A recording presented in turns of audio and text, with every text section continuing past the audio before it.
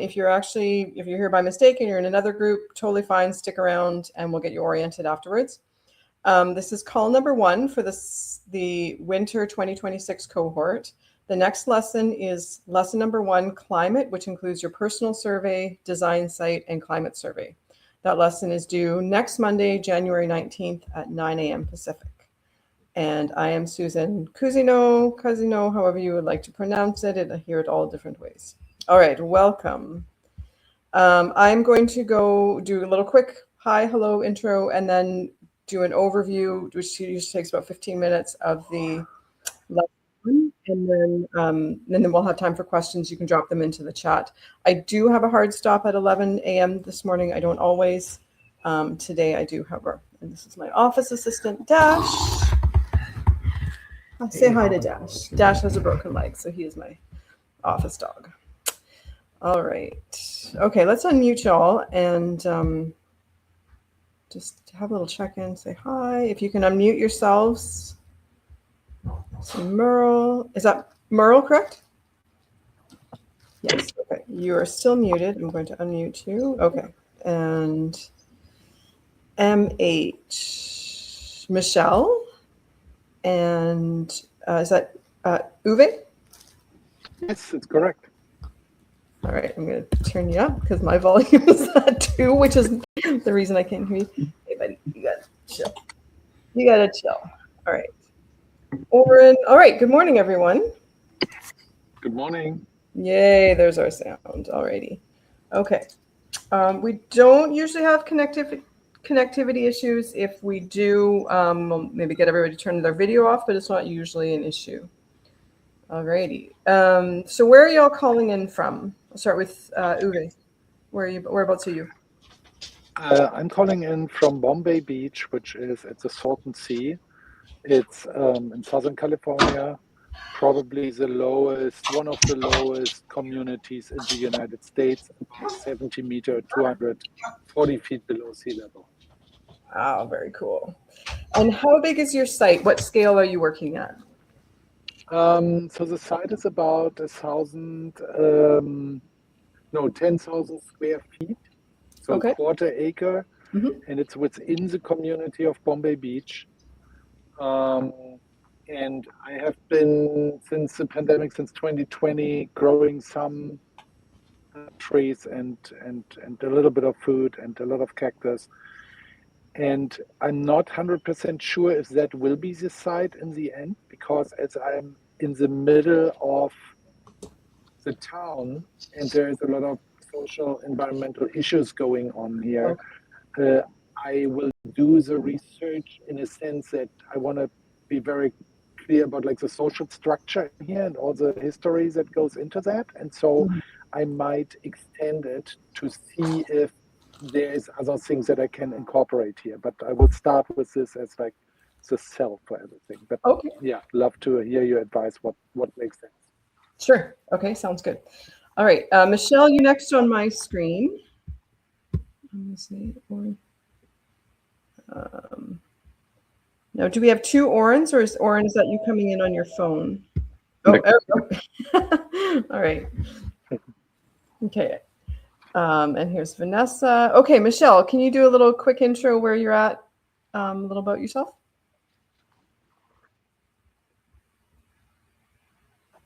I'm going to unmute you.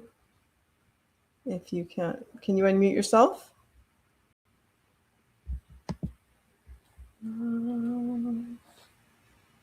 Do we have Michelle? Okay. Oh, right. Maybe we'll come back to Michelle. Merle, can you give us a little intro? What about yourself and your site? There we go. I am on a 17-acre site in Oregon. Okay. Middle of the state, west of Eugene, about 20 minutes. In the coastal foothills, about 6 acres is woodland and riparian buffer. We're not going to do anything with it. I tend to pull down trees out of there once in a while, and a lot of blackberries and stuff like that in there, and not concerned about it. There's about an acre around the house that we're going to leave as a fire buffer, and it leaves us roughly 10 acres to play with. It's a lot. We've been here 5 years.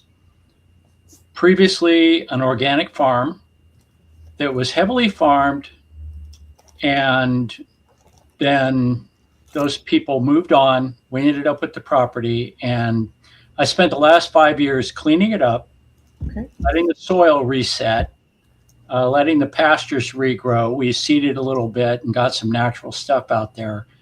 And at this point, we have one small garden, a greenhouse, some barns, a lot of tools at our disposal. So this permaculture study is basically to give us direction and how to do something. So we have a 30-year project. That's my projection. It's 30 years so far. That'll put me at age 95. I think that's good enough. I don't care. And if I'm planting trees for someone else, also good, right? Yeah. Wonderful. So that's the plan. Okay. Right on. Well, welcome.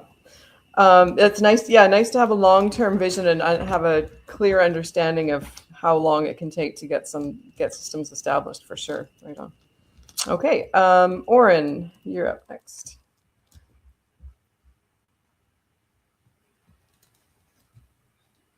There we go.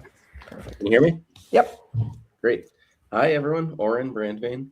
Mm-hmm. I am new to Salem, Oregon, between Portland and Eugene. I just got here about 3-4 months ago. I moved here from Detroit, Michigan. Okay. So I am brand new to the climate.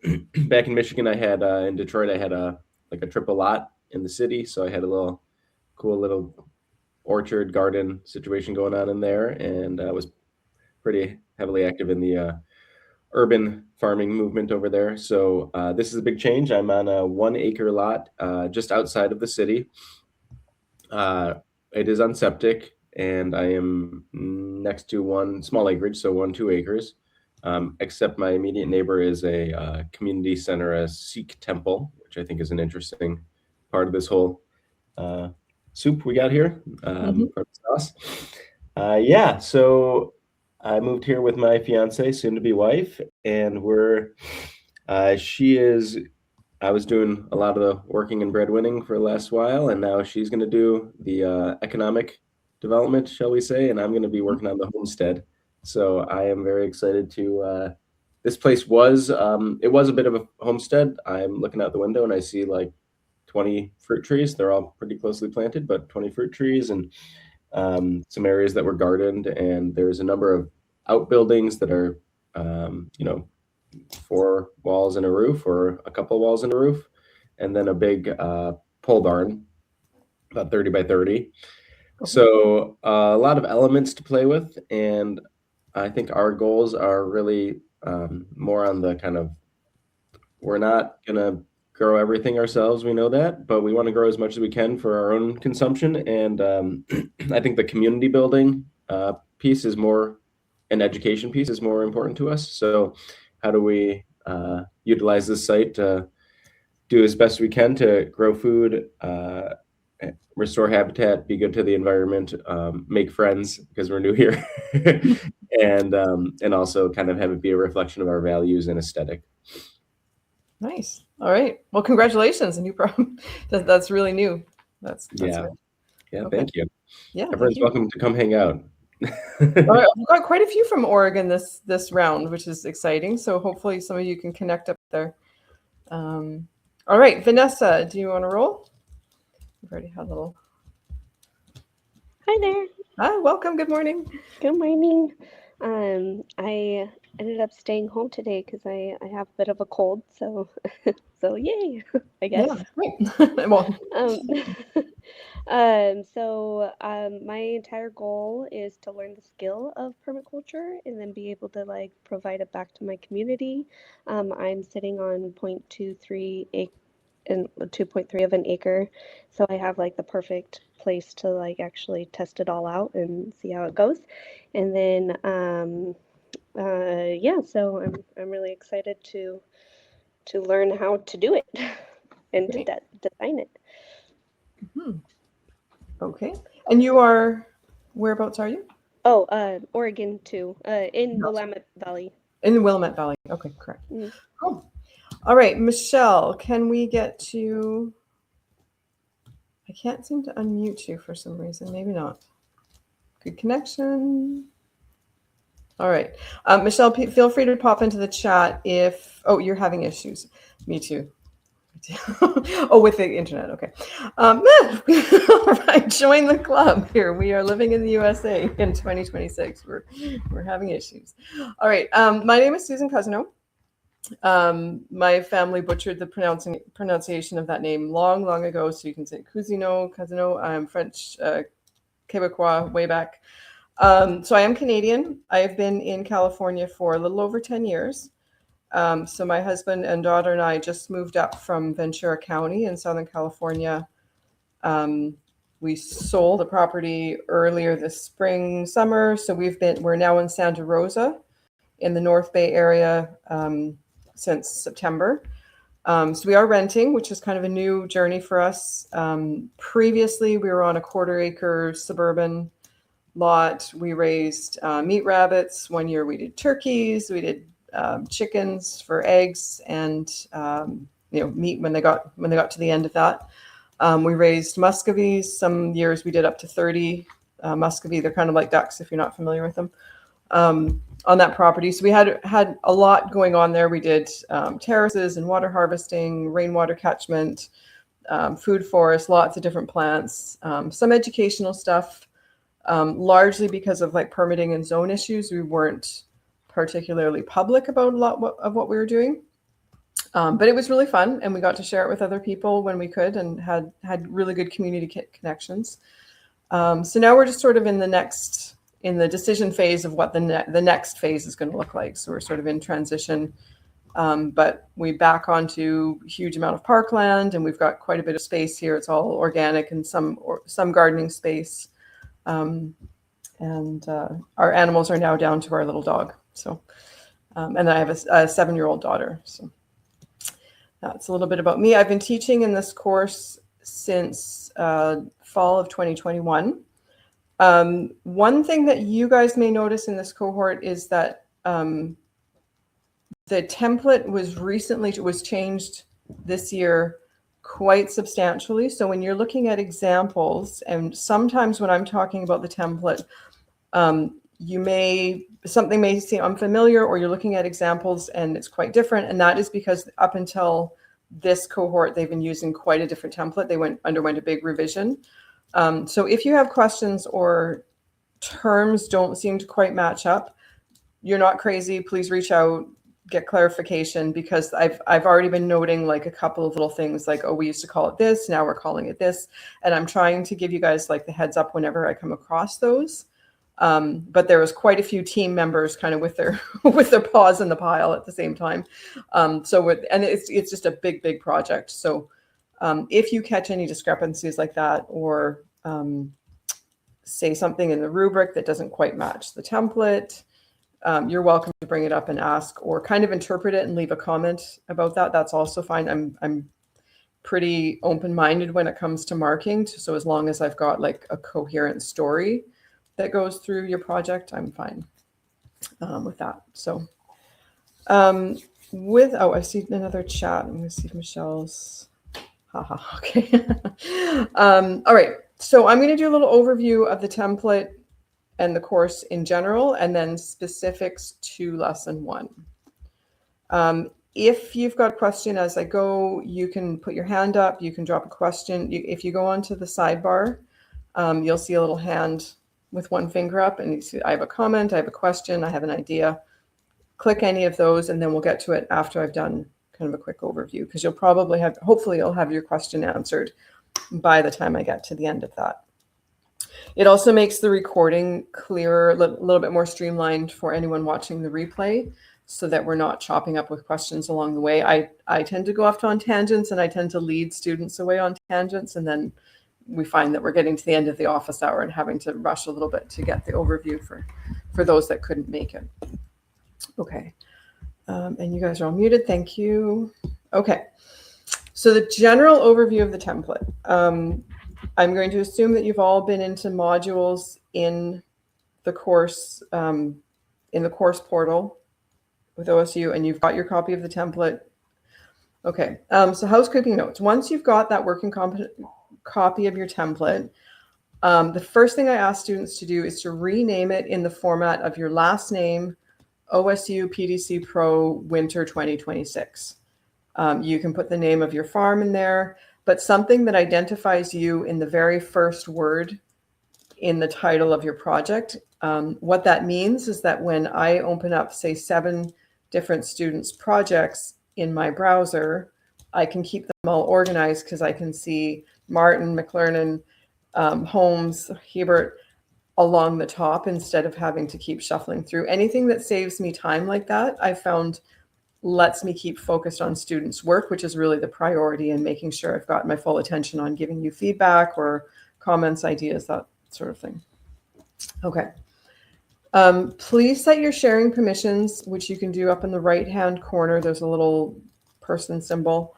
Either anyone with the link can comment if you don't mind other students going in and leaving their comments on your work. Now, that's one way that they can provide peer review, or that you guys can provide peer review to one another, is by commenting within one another's templates, projects.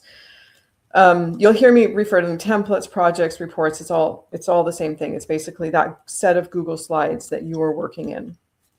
I'll be very clear if I'm referring to the original template, but basically that template, report, project, it's all referring to the one that you're working in personally.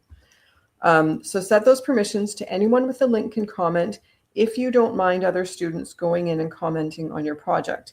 Now, it can get a little bit busy because that's the way that I'm going to leave my feedback. I find that's the most accessible, easiest way for students to get that feedback, and that it matches exactly what I'm talking about. We don't have to do any back and forth. I've done video feedback, I've done general written comments, and this is what seems to work for kind of from both sides.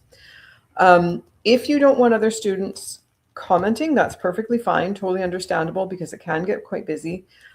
Just add my personal email. So that's going to be susan.cousino@gmail.com to can comment, and all others to view only, or can't access. It is really nice for other students, especially in these smaller cohorts, to be able to see one another's projects. It's actually required, for peer review. So if you don't want them commenting on it, just set it to view only, but make sure that I can comment, because that is how I'm going to prefer to be able to leave feedback for you.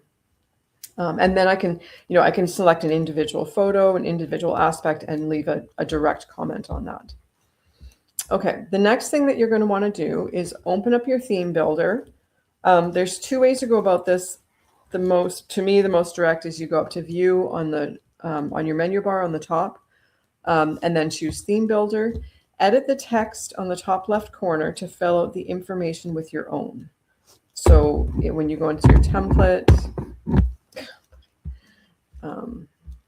my office assistant was heavily sedated up until about 10 minutes ago.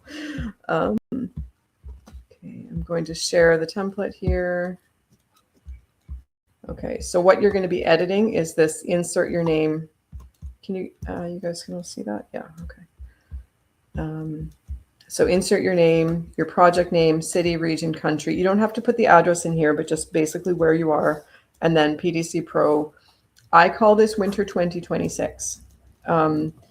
Some instructors call it something different. This is just the one that starts in January is winter, then we have spring, summer, fall, and it keeps it very, so just call it Winter 2026. That's also going to apply when you're filling out this first slide, which has been quite revised. If you're looking at other student examples, this is quite different than the earlier template was. It's much more simplified.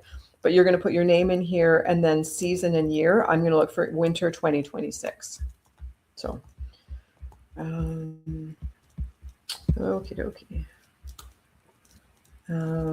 If you don't want to include your personal address, I'm going to say maybe 5% of students request this. It's perfectly fine, totally understandable. I don't need a reason or justification unless you want to provide one.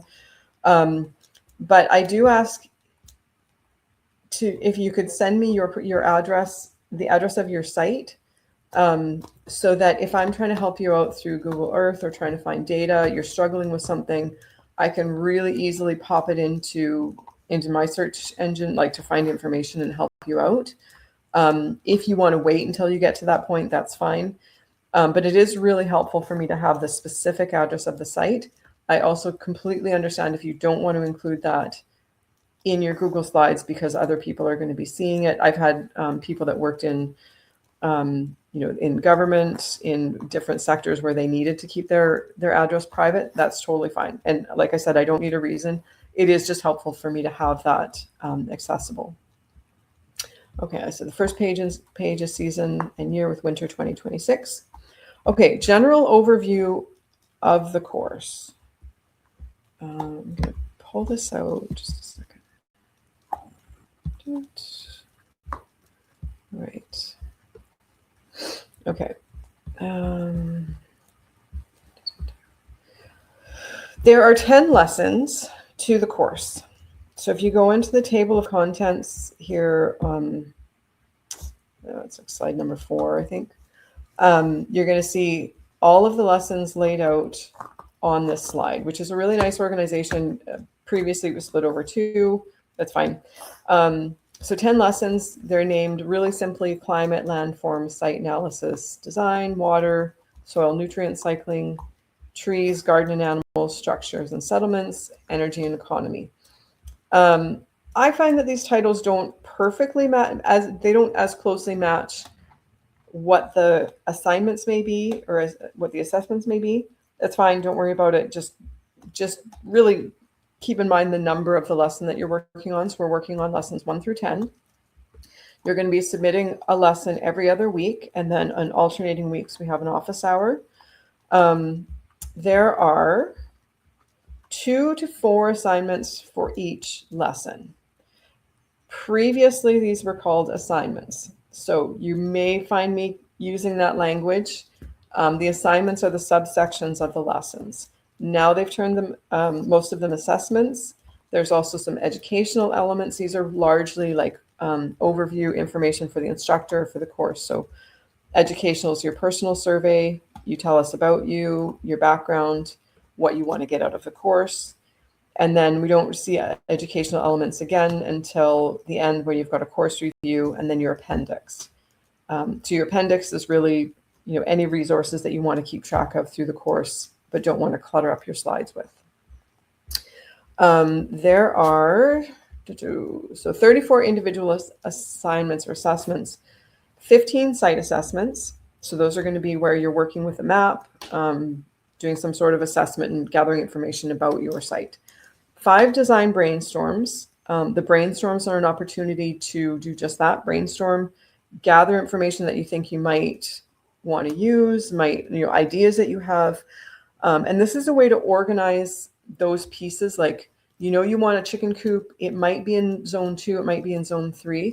So you can organize all that information without committing it to your design process just yet. Because we find in the past, students have been like, okay, I want the chicken coop to be next to the house. And then they get all the way into like concept design and they're like, oh, this doesn't make sense because now my rainwater system needs to go in a different. So it basically prevents students from committing to design decisions prematurely. The 3 educational portions I just went over, and then 11 concept design assessment or assignments. So you're going to see them here as concept design. Those are where you're actually putting the pieces into place in your design. So there, in terms of the brainstorms, there's a zones brainstorm that comes up in lesson 4. There's a midterm site water design brainstorm in lesson 5. Now, lesson 5 is a pretty big unit. So you want to do your best to stay on top of things and be as close as you can to submitting on time by the time you get there, so that you're not rushing through that water section, because it is quite, there's just a lot of information. There's a lot of understanding. For a lot of students, it's new stuff, like understanding watersheds and topographic maps can be a bit of a kind of a stretch. So give yourself plenty of time to get to that point. If you've fallen behind, I'll cover that in a little more detail in a minute. It's not a big deal. But do try to give yourself time for these bigger ones where there's 1, 2, 3, there's 4 different aspects to that. There's a soil building goals brainstorm. Where's the other? That might actually be it. Yes. Okay. So those are your brainstorms there. And then your concept design is, like I said, where you pull it all together. Okay. If you fall behind, so there's a rubric. There is a synopsis of the minimum requirements that you need to complete the course. I have posted those into the office hours discussion. I'm just going to see. I'm going to stop a share. They've renamed my discussion, so some of this gets a little. I'm just trying to find my office hours discussion. Template. Okay, we lost that, which means I'm going to go up here.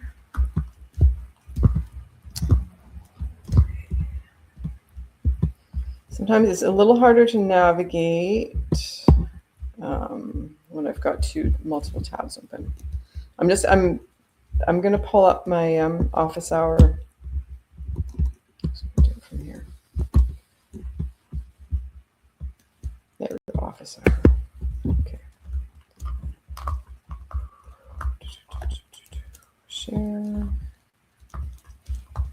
There we go. Office hour course logistics. All right, this is pinned to the top of your list of discussions for my group. This is just an overview, logistics of the course, stuff I've just told you.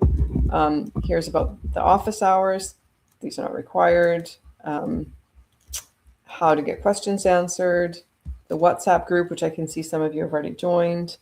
Okay, here is the syllabus. That's what that was the S word I was looking for. The tip of my tongue was the course syllabus. Students must complete every assignment. That is a non-negotiable. I cannot grant any certificates to anyone. I hate to say it, even if you're halfway through lesson 9 and you get to the end and you're like, just give me one more week. I can't do it because of my contract with OSU. One of the stipulations is that you must not fall behind more than 2 weeks to allow for instructor feedback and revisions. Because I've typically got small groups, I think we're at 14 right now, I can be a little bit more flexible on that. I've had students have to go into hospital, deaths in the family, natural disasters, especially here in California where it's been mudslides and wildfires and atmospheric rivers. If you've fallen behind more than 2 weeks, you're not automatically disqualified from getting a certificate. But do reach out to me and let me know what's going on, and make sure to get caught up as quickly as you can. The concept design assessments at the very end of the course get pretty big, and you're going to want to give yourself as much time as you can to manage those. So even if you can hand in an assignment or 2 early to give yourself a little extra room, it's a great idea. If you've really fallen behind, sometimes I can give you some guidelines as to like, okay, you're really over delivering in this area. You can cut back a little bit on that sort of thing. But for the most part, we've really pared the course down to really important information. It's very clean cut. There's really not much, if anything, that you can safely cut out in order to get those lessons completed. You must earn at least a B in the course. I'm not going to say never. I've had a very, very, very small number of students that didn't attain that level and had also submitted their lessons. So as long as you're completing all the sections to the best of your ability, submitting those lessons, I'm not generally concerned about you earning enough points to actually complete it as long as you're getting those submitted. Issuing the certificate is at the sole discretion of the instructor. I have had a case where the work was not up to par enough that I was like, I'm sorry, you've technically submitted them, but I've provided this feedback. None of that feedback has been followed through on. I can't actually grant the certificate. it was a super rare case out of, at this point, several hundred students. I'm not concerned. It's not a concern. And if it's a concern, I will be raising it very early on, because I can generally see issues coming up at, as they're developing at the beginning. It's not a sudden death thing. And then finally, if you've fallen more than 2 weeks behind and you still want to earn your certificate, sometimes I will recommend re-enrolling in a future term to complete the work. A few students I have, they've gotten even to like lesson 7. And I'm like, you're going to be rushing so much to complete that work that you're going to lose the benefit of the course, and your design is really going to suffer. And they've re-enrolled, and it's, to my knowledge, it's always been worth it. There is generally a small charge. I think in some cases they'll waive it, but as we get towards the end of the course, we can cover that if it becomes an issue. All right. I do put in here, to be transparent, I'm usually pretty flexible if I can see you're making good progress and there are extenuating circumstances. But like I said, I'm not able to make course extensions or grant certificates for uncompleted work. Okay. If you get discouraged by tech or overwhelmed, please reach out sooner than later. Getting comfortable with Google Slides can be a bit of an uphill journey at first. Dow Orion is the person to reach out to. She does do a little bit of a tutorial early on and can help you out with that. I'm also proficient in Google Slides, and I can help you through most, if not everything, that you might run into. And then have fun. Don't forget to have fun. There's a lot of information here. You can get overwhelmed, but really just make sure you're hitting sort of the core requirements, and then go back and do extra if you're feeling pressed for time.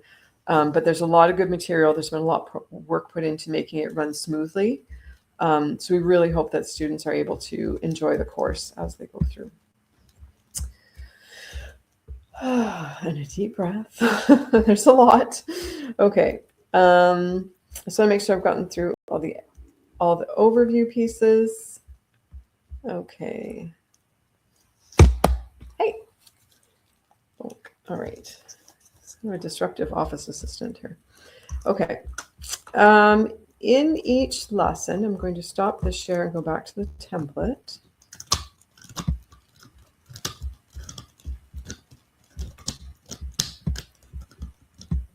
Okay. All right. So just a few more that are going to be kind of overarching things.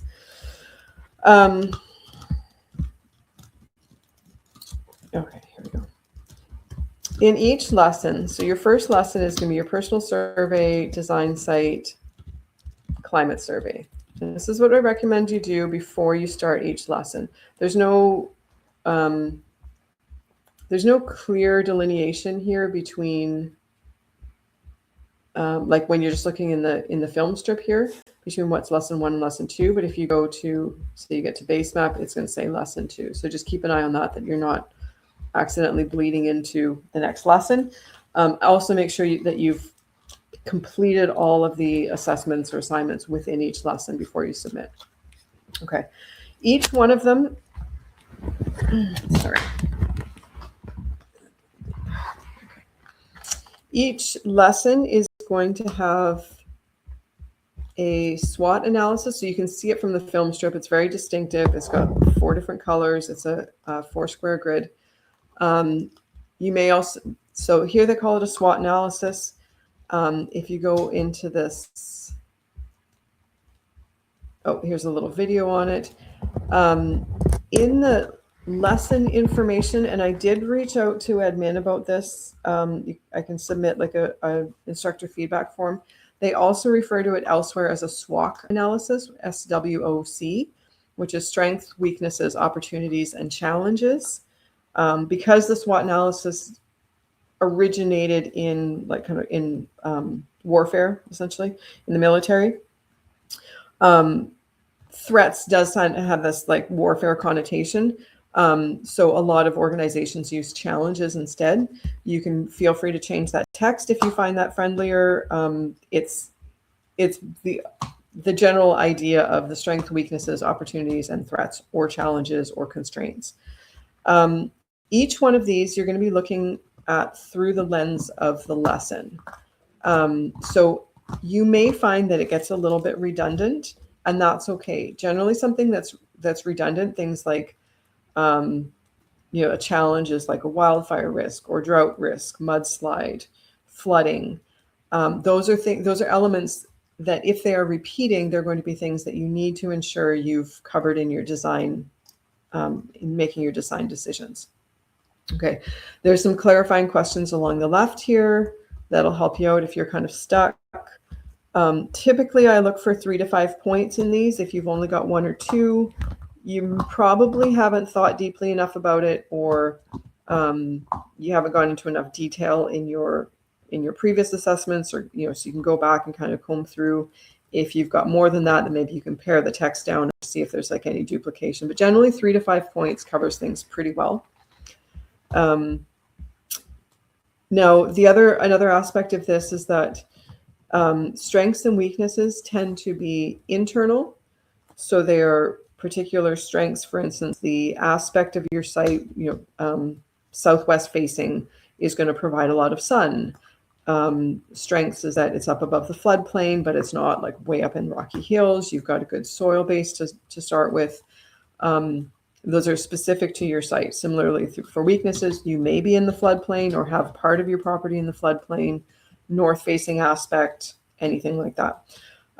Whereas opportunities and challenges, constraints, threats tend to be external. So socioeconomic dynamics, general like regional wildfire risk, opportunities might be a regional organization that supports regenerative agriculture or permaculture, or there's a strong community network, something like that. So you can also think about that in terms of internal, external, especially when you're stuck, to fill out this slide.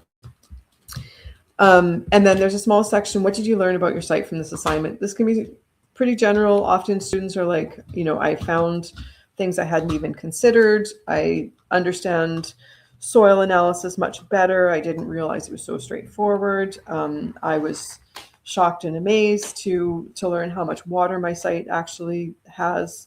Especially in California, this is kind of often a big one of like, I didn't realize that we actually have tens or hundreds of thousands of gallons of water available on the site just from rainfall.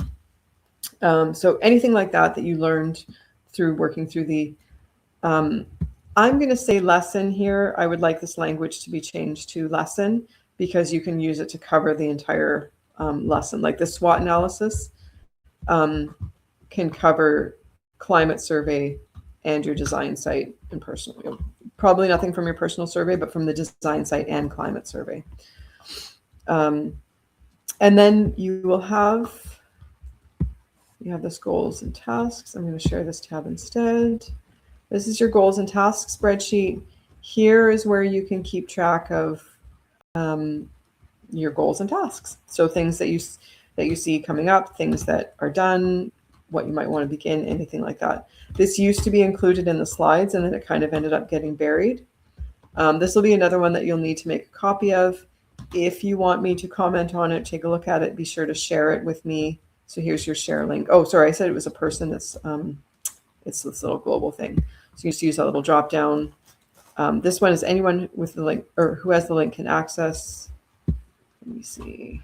If you hit share, it's going to be loading, and then you can change things here. So you can, so right now I'm a viewer. If I made a copy of that, then I could select who it would be able to share with. Okay, I'm going to close that out. All right, and then this last slide, if you want to, you can ask questions in here. I will answer them in a comment. So if you ask question 1, then I'll do like Q1, or I'll do like an A1, and then I answer that question, a separate comment for 2, 3, so on. I like to, if they're general enough, I like to share these in discussions, or maybe bring them up in the office hour. Because often if you're asking a question, someone else has had the same or a similar question. So it's always really useful to, if you're wondering about something, or even, there's the saying, there's no stupid questions. please do drop your questions in here because it's fun for me to answer them, and often another student has them. So if there's anything you don't want shared, you can send that to me by email. You can asterisk it that you only want to share it within the group. Anything like that, you can leave as a comment here, or you can email me privately, and that's fine. And then there's an individual lesson survey for each lesson. You can complete it anonymously or include your contact deals if you want follow-up. And this is really helpful to the team to see how this template is working out, what kind of information is needed or isn't clear. That's all really helpful, particularly right now because it's gone through such a big overhaul. Okie dokie. I'm going to, I wonder if did I stop sharing? Let me see this. Yes. Yeah, constraints is great. Okay, I did stop sharing. Okay, I'm going to just go back. Now, if you're watching the replay, just rewind and then listen to all that text while looking at this slide. This is the SWOT analysis slide that I was referring to. Strengths, weaknesses, opportunities, constraints, challenges. I'm surprised that didn't get changed. What did you learn about your site from the assignment? Your goals and tasks spreadsheet, which I did share, and then completing. Here's your questions, which I will answer with comments. Complete the lesson survey, and so on. Okie dokie. Now I'm going to stop sharing that. Ooh, there's a lot of tabs open. Okay. I believe that just about, okay. And then finally, I promise this is finally. Nope. Submitting your assignment and peer review. These are the two other things that I commonly see questions in. When you submit your assignment, okay, you're going to go here.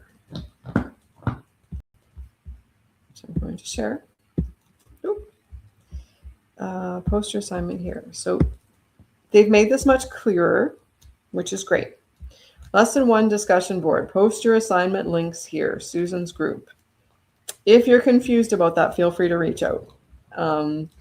But this is where you're going to be posting your assignment. All you need to do, hit reply. I'm going to use this assignment or this slide as an example. Lesson 1. Oh, little buddy. You just dropped your phone. Nope. This is what I'm sharing. Okay. Pardon me. Okay. Example. Hi, everyone. Here's my lesson 1 link. Have a great week. And then hit reply. That's all you need to do. That is literally all you need to do to submit your assignment. When you do that, it will come up in SpeedGrader. Let me see.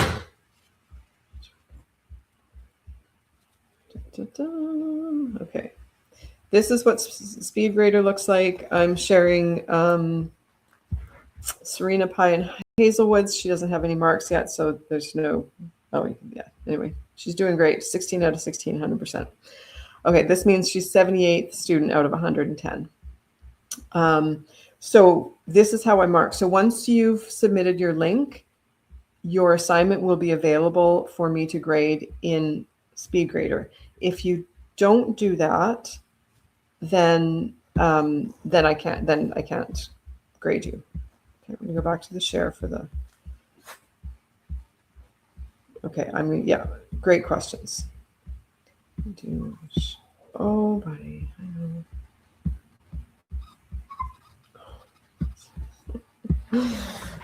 All right. No, okay.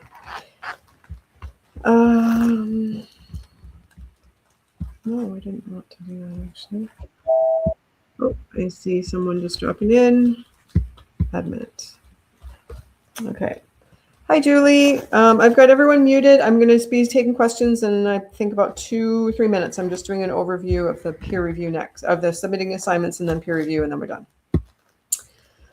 Okay, what I don't want students doing is replying to someone else's comment. If you do that, your assignment does not show up as submitted. It just shows that you've made a comment. So you don't want to reply to someone else's comment. So just make sure that you're using this reply button on the pinned post at the very top. I'm going to cancel that. So that's the only thing for submitting assignment. Once you've done that, you're good. I do recommend, I'm going to go here. Oh, no, wait. Oh, boy. When you go, I'm just going to stop share. Okay.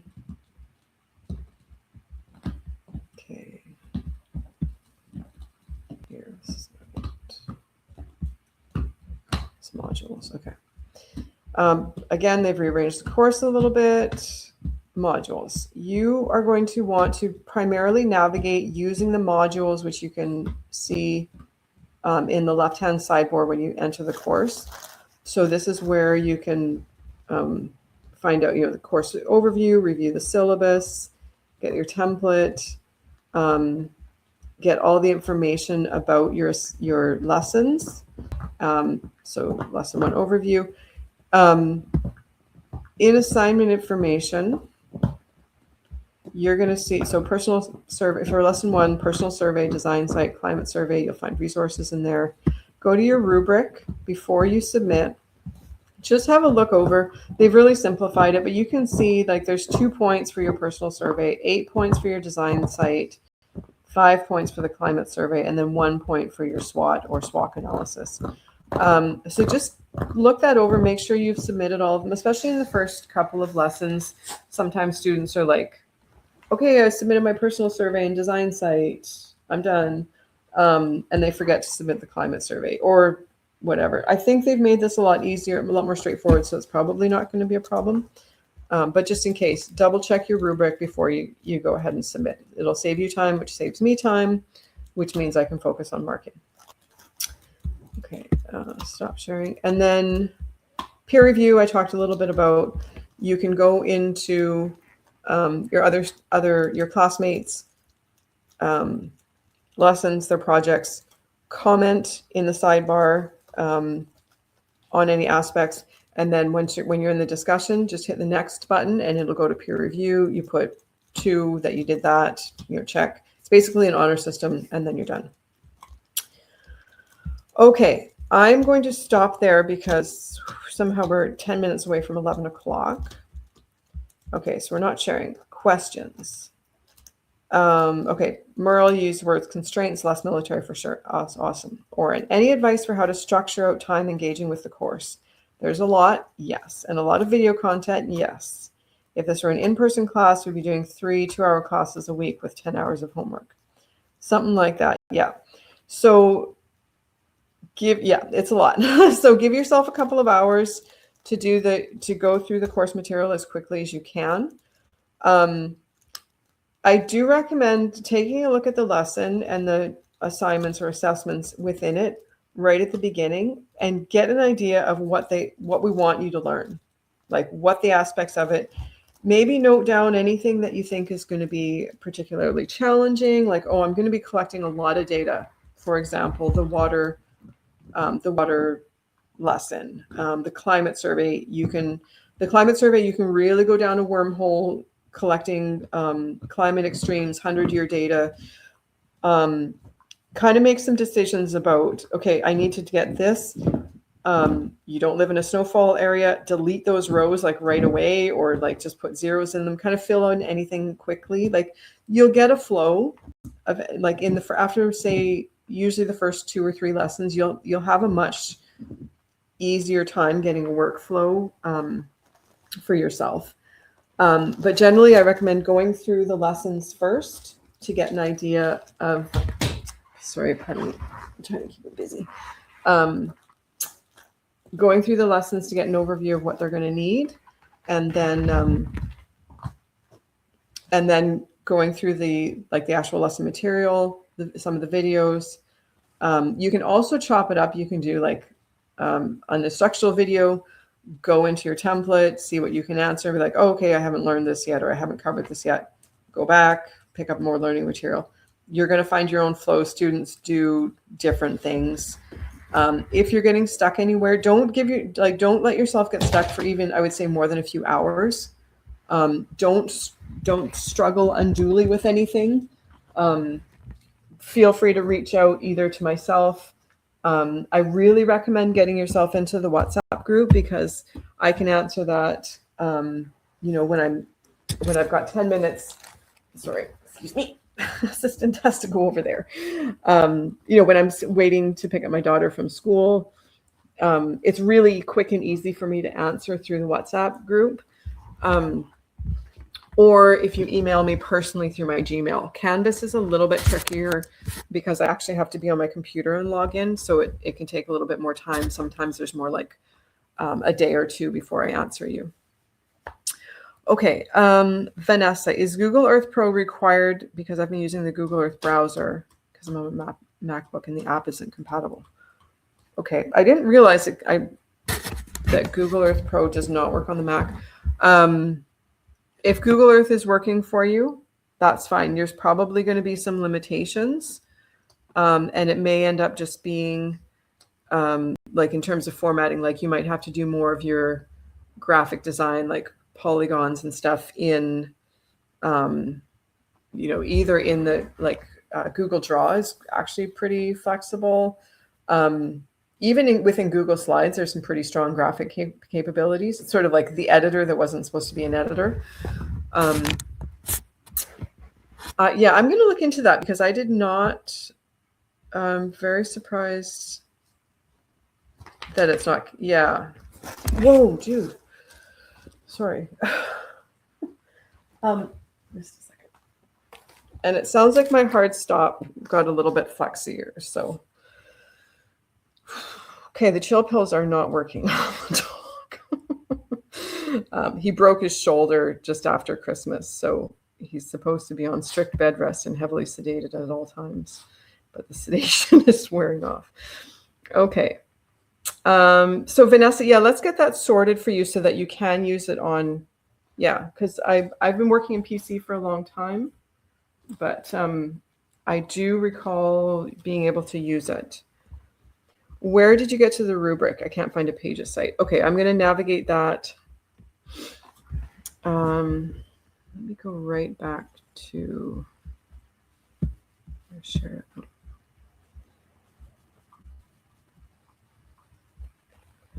Okay, now my screen is going to look a little different. Okay, so I'm going to go right to the beginning.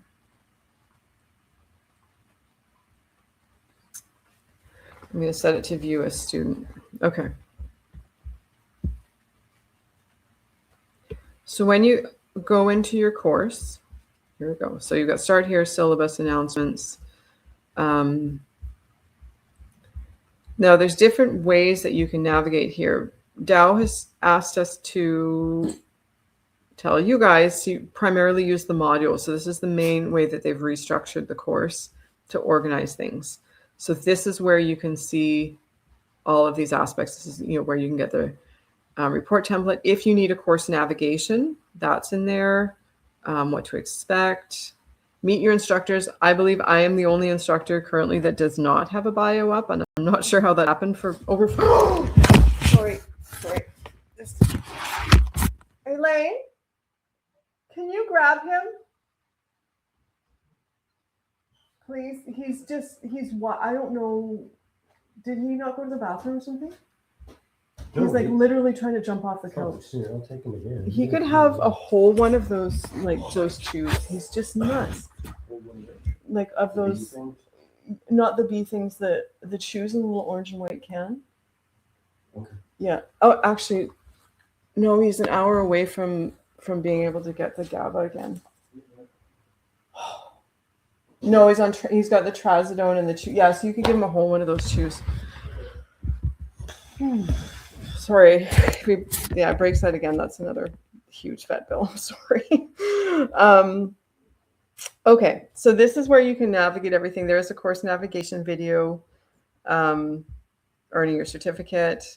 discussion boards. Does this help clarify that, Oren? I'm going to go back and look. Okay, does that help? You can go ahead and unmute.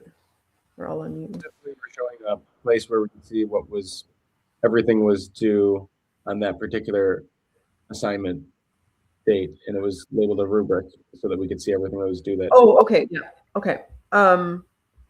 So then to get to that, you're going to go to the assignment information. So you've got learning materials, assignment information. If you scroll down, personal survey, design site, climate survey, and then the rubric is there.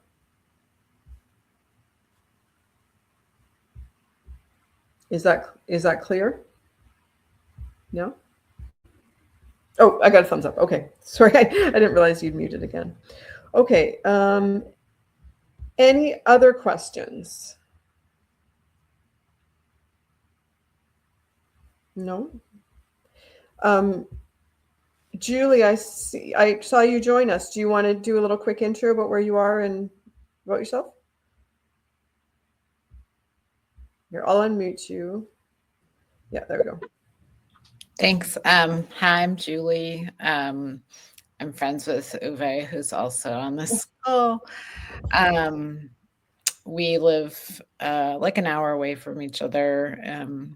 I'm in the mountains above Palm Springs and California, and have a property that was impacted by a wildfire a couple of years ago. So looking to do some restoration work on the place. So yeah, I look forward to working with you all.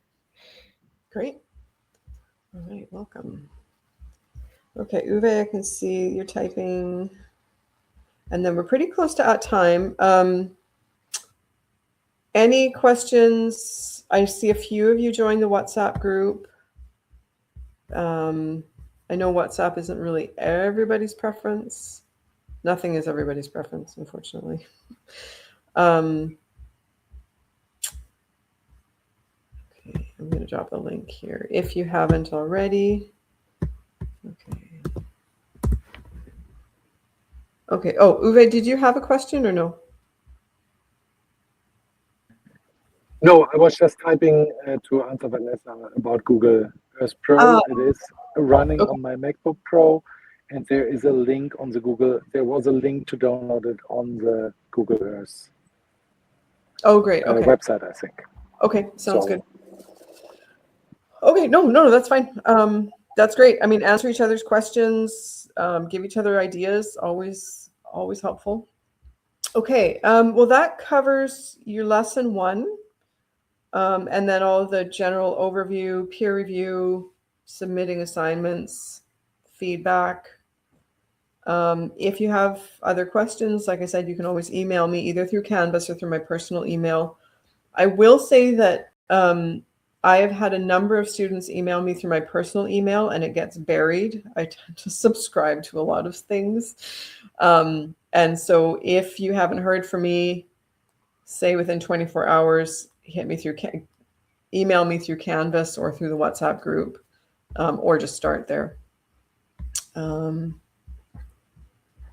Actually, come to think of it, Canvas has changed recently so that I can email directly back from my Gmail. So I get a notification in Gmail and I can respond to you directly.